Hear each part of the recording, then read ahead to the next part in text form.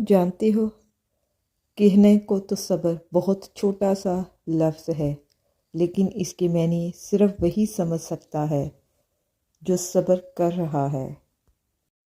हम लोग आपस में तो ये इतनी आसानी से कह देते हैं कि सब्र करो तुम, लेकिन जब सब्र करने को आते हैं तो हमें ये सबसे ज़्यादा मुश्किल वक्त लग रहा होता है, जब हमारा दिल दर्द से फट रहा होता है, जब ना चाहकर भी हमें अपनी की गई दुआओं का शिद्दत से इंतज़ार हो और बस ये लग रहा हो मेरी जल्दी से ये दुआ कबूल कर दे या जल्दी से ये चीज़ मुझे मिल जाए। इस वक्त हमारे लिए सब्र का लफ्ज़ बहुत भारी लगता है। और एक वक्त ऐसा आता है हमारा दिल चीख चीख कर सिर्फ ये फरियाद करता है कि या अल्लाह, मैंने कितना सब्र करूं, तो मेरी पुकार क्यों नहीं सुनता? क्या मैं इतना बुरा हूँ कि तू मेरी इस दुआ का कोई जवाब ही नहीं दे रहा? तो कुछ तो बोल या अल्लाह, तो तू कुछ तो कर। और इसी टाइम शैतान मौके से फ़ायदा उठाता है, हमारे दिल में ये वसवसा डालता है कि तुम इतनी इबादत कर रहे हो, इतनी दुआएं मांग रहे हो, तुम्हारा अल्लाह तो तुम्हें कोई जवाब ही नहीं दे रहा।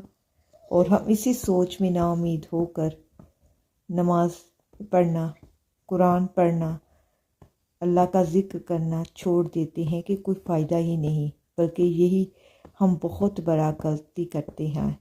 अल्लाह ताला ने हर चीज़ का वक्त मुकर्रर कर रखा है। वो जानता है कि तुम कब और किन हालात में और दुख दर्द से गुज़र रहे हो। अल्लाह आज़माइश भी इसीलिए देता है ताकि तुम अल्लाह से जुड़े रहो, क्योंकि अल्लाह को तुम्हारे मांगना बहुत पसंद है कि वो चाहता है कि मेरा बंदा मुझसे बार बार मांगे। अल्लाह ऐसे ही थोड़े अपने बंदों को तन्हा छोड़ता है। अगर अल्लाह को ऐसे ही तुम्हें तन्हा छोड़ना होता तो वो कुरान में ये क्यों कहता कि मैं सब्र करने वालों के साथ हूँ। सब्र का मतलब दुआओं से पीछे हट जाना नहीं है, बल्कि अपनी दुआओं पर डट जाएं, और जिसमें जितना सब्र होगा ना, उसकी दुआएं भी इतना असर करेंगी। कुरान पाक में अल्लाह ताला फरमाते हैं, सब्र करो और तुम्हारा सब्र अल्लाह ही की तौफीक से है।